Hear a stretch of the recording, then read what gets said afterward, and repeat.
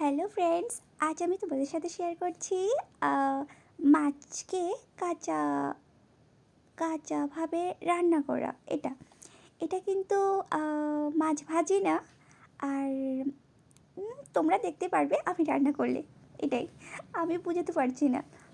আমি কড়াইতে তেল আর একটু পেঁয়াজগুলো ভাজি করছি, একটু নুন, একটু হলুদ আর ধনের গুঁড়ো, জিরের গুঁড়ো, মরিচের গুঁড়ো এগুলো দিয়ে দেবো।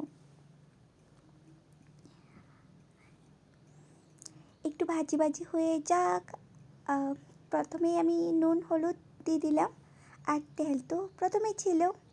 এটা একটু ভাজি হয়েছে, এবার দিব মরিচের গুঁড়ো।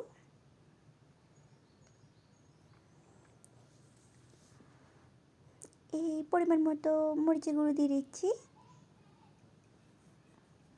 তারপর এক এক করে অন্য মশলা দিয়ে দেব।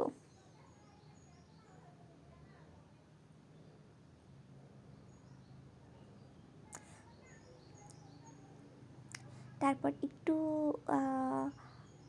ভাজি করে নেব মশলা সবগুলো দিয়ে, যাতে পেঁয়াজগুলো একটু শুকিয়ে যায়। জল, পেঁয়াজের মধ্যে যে জলটা আছে এটা একটু শুকিয়ে যায়, এটা আর কি। ওহো, মরিচের গুঁড়া একটু কম হয়েছে, তাই আবার দিলাম একটু ঝাল ঝাল খাওয়ার জন্য, না হলে মিষ্টি মিষ্টি লাগবে। এই দেখো, আমি কিন্তু মাছের টুকরোগুলো কাঁচা কাঁচা করে ফেললাম, একদম ছোট ছোট করে পিস। একদম ছোট না, একটু মিডিয়াম রাখলাম, কারণ আমি রান্না করার সময় মাছের টুকরোগুলো ভেঙে যায়। আমার রান্না অতটুকু ভালো না, এই জন্য। এবার দিয়ে দিচ্ছি একটু কাঁচা তেল দিয়ে দিচ্ছি। আসলে কড়াইতে একটু পুড়ে যাচ্ছে, এই জন্য তোমরা আগে থেকে একটু বেশি করে তেল দিয়ে দেবে, বা কাঁচা মাছের মধ্যে মশলাগুলো এবং তেল, নুন, হলুদ সবগুলো দিয়ে বসিয়ে দিতে পারো। এভাবেও রান্না করা যায়। এরকম রান্না মাংস রান্নার ক্ষেত্রেও করে এটা। তো প্রায় হয়ে গেছে, একটু জল দিয়ে দিচ্ছি। ঝোল, ঝোলগুলো একটু শুকিয়ে যাক, খেতে খুব ভালো লাগবে।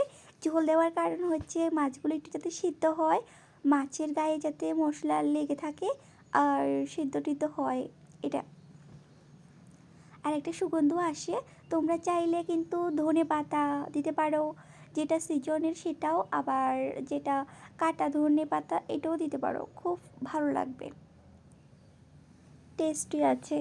আর কাঁচামরিচ দিলে ভালোই হয়, কাঁচামরিচ দিও গুঁড়া মরিচের সাথে সাথে, এটা।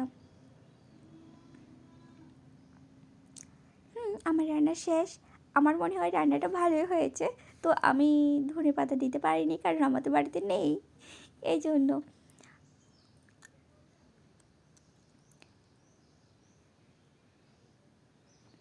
রান্নাটা কীরকম হয়েছে বলো।